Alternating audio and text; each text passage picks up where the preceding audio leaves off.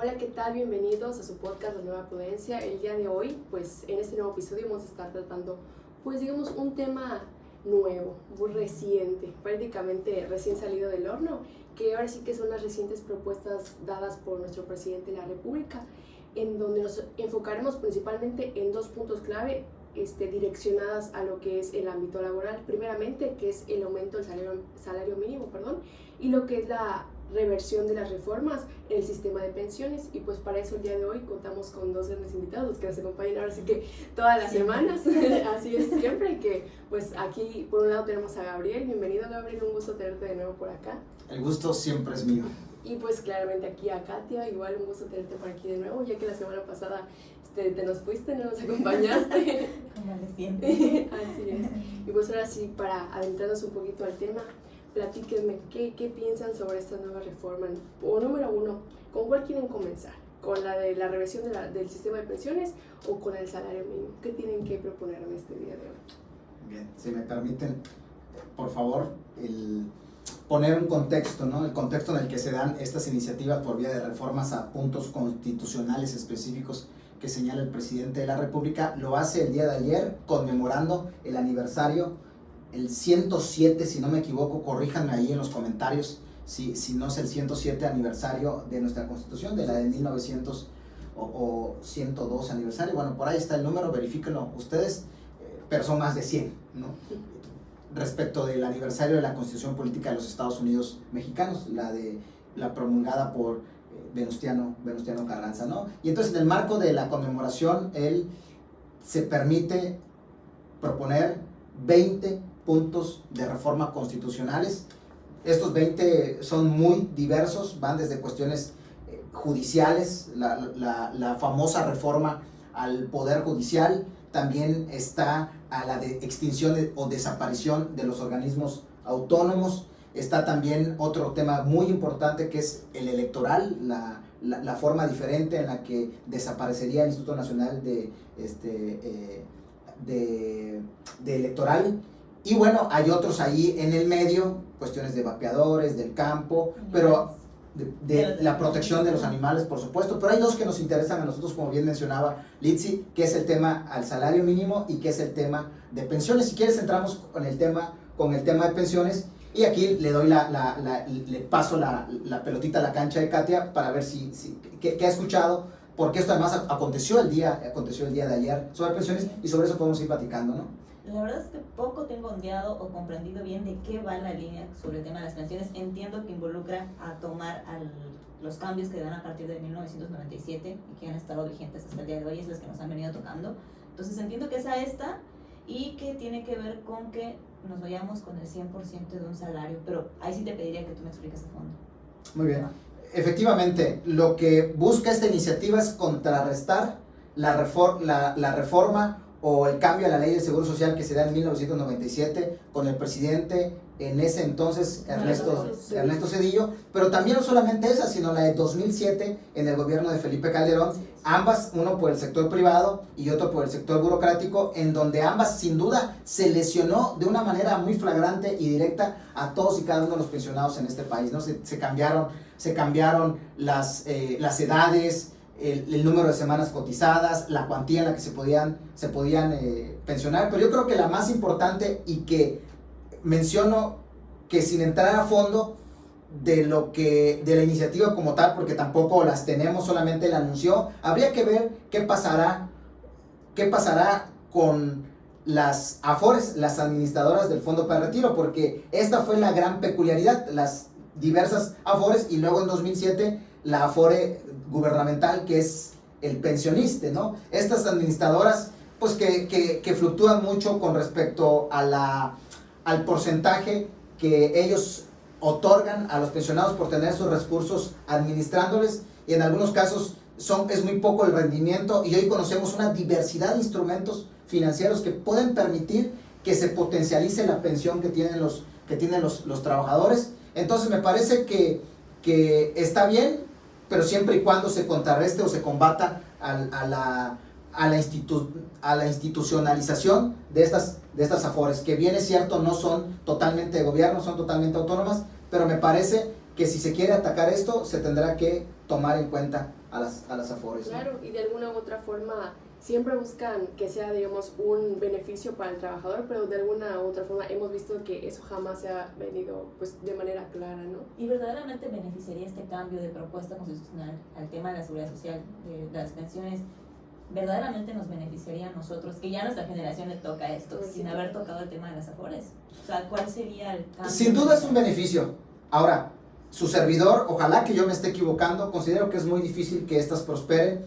No hay nada que me daría más gusto que así aconteciera, pero se requieren, cuando hay una reforma constitucional, se requiere tener una mayoría calificada en el Congreso, ¿no? Esto es muy difícil porque actualmente el gobierno, el presidente, no tiene esta mayoría y por ahí van a haber estiras y aflojes, estamos en un año electoral. Bueno, hay muchas aristas, bemoles, que me hacen presumir que pudiera ser el inicio de algo en el futuro. Ojalá que se dieran, lo veo muy complejo. Beneficios, por supuesto que los hay, ¿no? El hecho que el presidente de la República ya en 2020 haya disminuido de pasar de 1.250 semanas a 1.000 semanas, me parece que es un avance. El proyecto era 750, sin embargo no se permitió, se negoció, y el que hoy él señale de que un trabajador cuando se pensione pueda recibir por vía de pensión como una pensión mínima garantizada siempre el mínimo, siempre como mínimo el último salario que haya tenido, por supuesto que esto sería algo genial.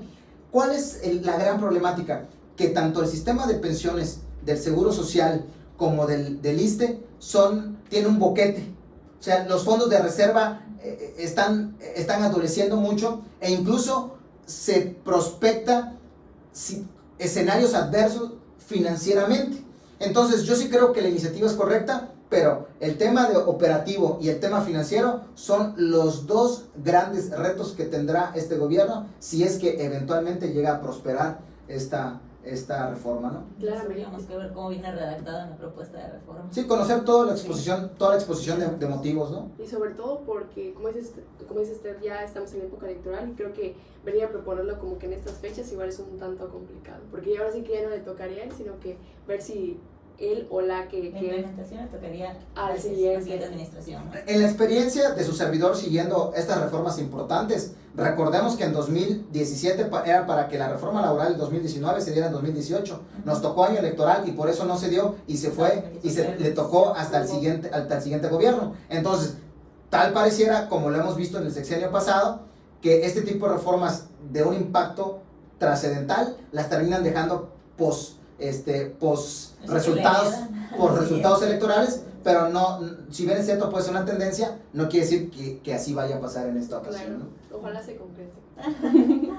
Y pues bueno, ¿es algo más que opinar específicamente sobre esta propuesta? No, nada.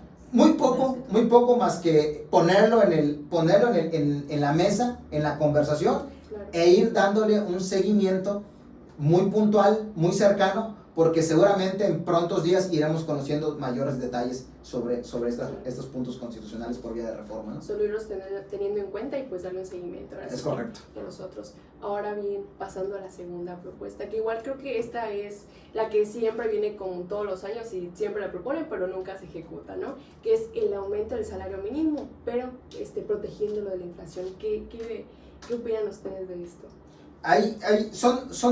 Tiene dos vertientes la iniciativa que hace el presidente.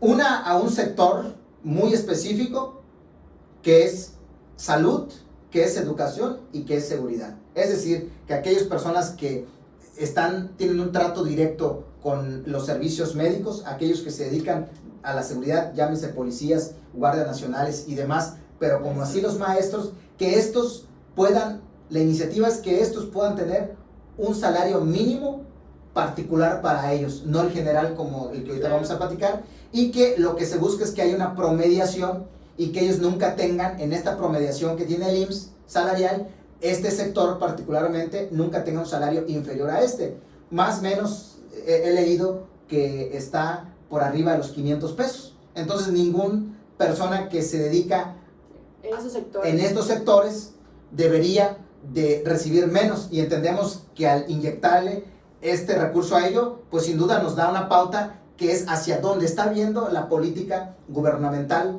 con respecto a las necesidades primarias de nuestro país, que es educación, seguridad y salud. Entonces este es por un lado, y por el otro, que es que la Constitución ya prevea que el incremento anual que habitualmente sufre el salario mínimo nunca sea menor a la inflación. De tal manera que si el próximo año 2025 la inflación está en un 7, en un 8%, ojalá que sea menor que esto, pero supongamos que esté, solamente es para efectos de ejemplo, esté en un 7 o un 8%, no vaya a ser que el salario mínimo, el incremento que sufra en 2025 sea de un 4%, porque ni siquiera va a dar para poder contrarrestar este índice inflacionario, ¿no? O estos índices nacionales de precio al consumidor, ¿no? Así es.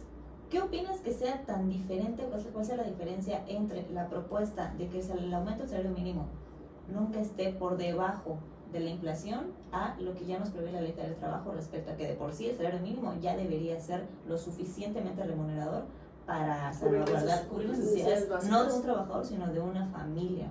Bueno, en el apartado del salario, en la Ley Federal de Trabajo, hay un subcapítulo, por decirlo de alguna manera, bueno, un capítulo, la palabra correcta es capítulo, que refiere normas protectoras al salario, ¿no? Y tiene estas protecciones o estos privilegios al salario, y precisamente el que tú mencionas es uno de ellos, ¿no? Que efectivamente el salario debe ser remunerador de tal manera que pueda dar para que un jefe de familia, ¿verdad?, pueda otorgar los mínimos requeridos, como es techo, como es vivienda, como es alimentos, como es vestido, etcétera, etcétera.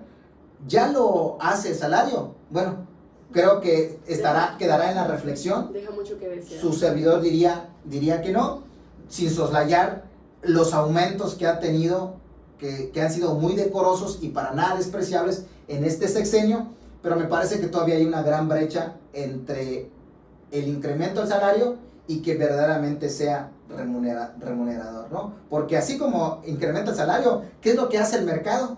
Automáticamente traslada ese incremento al costo de los bienes. Entonces, si el costo del bien estuviese aquí y el salario incrementara a esto, pues estaría a la par, pero el salario está aquí, el costo del producto está acá, sube el salario, ¿y qué pasa con el costo del producto? Sube. Entonces siempre pareciera que nunca le alcanza, ¿no? Entonces lo correcto sería, el mercado lo que hace es que ese incremento se lo traslada al producto y el producto se sigue encareciendo, y entonces pareciera que el salario nunca lo va a alcanzar. Entonces, una cosa es el incremento al salario y otra cosa es que sí sea remunerador, ¿no? Entonces ir por la vía de inflación parece más favorable que lo que ya está previsto en la ley. Es correcto. Okay. ¿Algún otro tema que atender sobre este? Pues me queda la duda de si consideras que con el tema de lo que mencionabas del salario mínimo, que va a tener por ahí un aumento y que no podrán ganar menos de lo que son maestros y temas de seguridad, ¿crees que se actualice la tabla de salarios mínimos profesionales? Sin duda tendrá un impacto, ¿no? Yo, como lo mencioné hace un momento, me parece que hay que seguir de cerca estas iniciativas, hay que ver qué tanto prosperan, si dan los tiempos, porque además, a ver si dan los tiempos, si les da el tiempo al presidente, lo veremos, hay que esperarlo y seguramente aquí lo estaremos comunicando con platicando, ustedes, conversando y viendo si así ocurre, ¿no? ¿Y cuál es tu punto de vista respecto si se impacta por medio de los maestros? Bueno, sabemos que los maestros normalmente los contratan por contrato de prestación de servicios en lugar de por contratos laborales. Entonces va a entrar la controversia, yo supongo, entre el salario que yo te puedo ofrecer por el contrato de servicios profesionales que te estoy extendiendo y la relación laboral que está ahí. Va a ser, de hecho ya es un tema, o sea, quiero decirles que hay un tema. De hecho, les quiero comentar que ya existen organizaciones educativas que ni siquiera han podido homologar los puestos más bajos al incremento salarial de 2024. ¿Por qué? Porque les impacta en sus techos financieros, sus presupuestos asignados y sus gastos operativos. Entonces, hoy hay trabajadores de la educación que reciben menos del salario mínimo general actual.